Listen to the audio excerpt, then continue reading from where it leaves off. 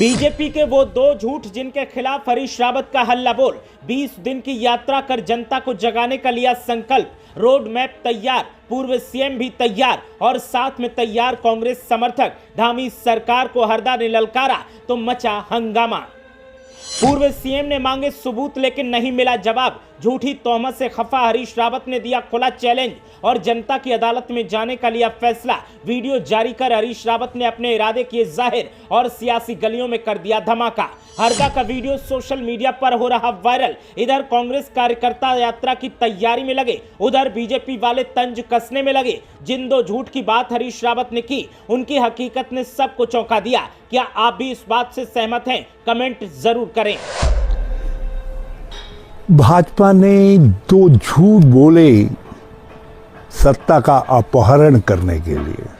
मैंने फैसला किया है कि उनके इन दो झूठों का पर्दाफाश करने के लिए, भंडाफोड़ करने के लिए मैं 20 दिन उत्तराखंड के विभिन्न महत्वपूर्ण स्थानों पर जाऊंगा।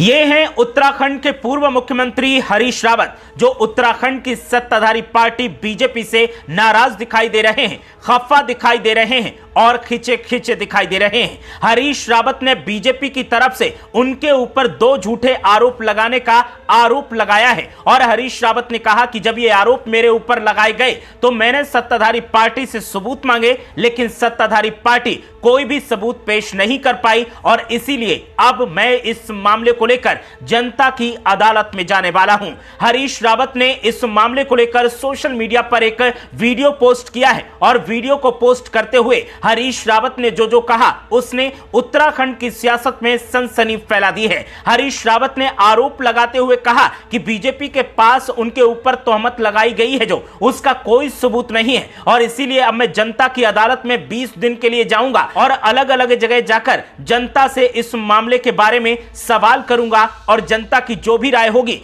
उस पर अमल करूंगा। हरीश रावत ने जो वीडियो जारी किया है वो करीब 2 मिनट का है और इस पूरे वीडियो में हरीश रावत ने जमकर सत्ताधारी पार्टी पर आरोप लगाए हैं। जरा सुनिए हरीश रावत ने वीडियो में क्या कुछ कहा है। भाजपा ने दो झूठ बोले सत्ता का अपहरण करने के लिए।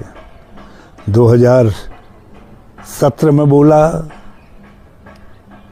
कि कांग्रेस की सरकार ने शुक्रवार को नमाज अदा करने के लिए सरकारी छुट्टी कर दी है। गजट नोटिफिकेशन अभी तक भाजपा दिखा नहीं पाई है।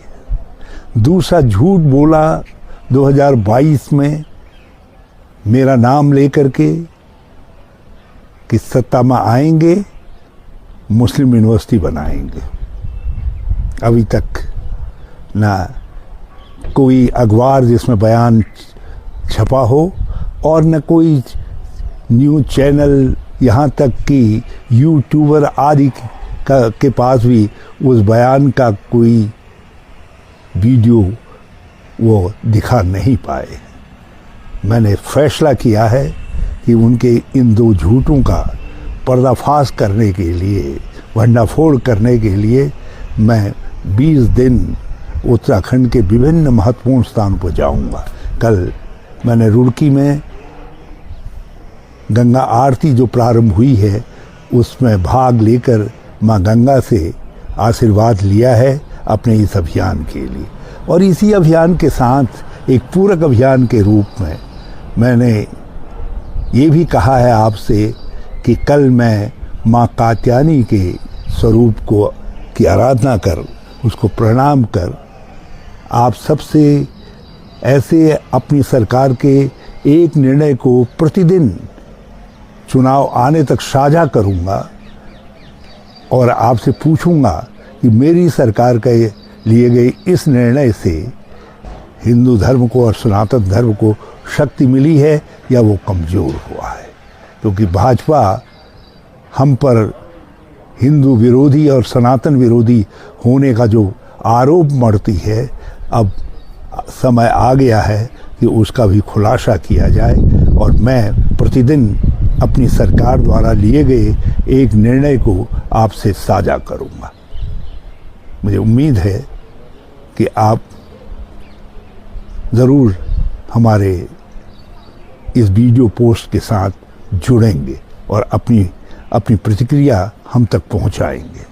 हरीश रावत ने आरोप लगाते हुए कहा कि बीजेपी ने मेरे ऊपर आरोप लगाया कि मैंने जुमे की नमाज के लिए सरकारी छुट्टी कर दी थी जब मैं मुख्यमंत्री था, और मैंने यह भी कहा कि जब 2022 में मेरी सरकार बनेगी तो मैं एक मुस्लिम विश्वविद्यालय बनाऊंगा, जिसको लेकर के न कोई सर्कुलर जारी किया गया, न किसी अखबार में ऐसी कोई खबर आई, न किसी टीवी चैनल में ऐसी कोई खबर चली। बीजेपी ने मेरे ऊपर झूठा आरोप लगाया है और इस आरोप का मैं खंडन करता हूं। मैंने इसके सबूत भी मांगे, लेकिन कोई भी सबूत मेरे सामने नहीं आ सका, और ऐसे में अब मैं पैदल यात्रा करूंगा और लोगों के पास जाऊंगा और उनसे पूछूंगा कि आखिर क्या मैंने ऐसा कोई फैसला लिया था, और बीजेपी ने जो झूठ बोला है उसका पर्दाफाश करते हुए लोगों को बताऊंगा कि बीजेपी कैसे झूठ का प्रोपेगेंडा चला रही है। हरीश रावत का यह वीडियो जब से सामने आया है उसके बाद से उनकी चर्चाएं खूब हो रही हैं और लोग अलग अलग तरह से उनका कोई समर्थन कर रहा है तो कोई उनका विरोध कर रहा है।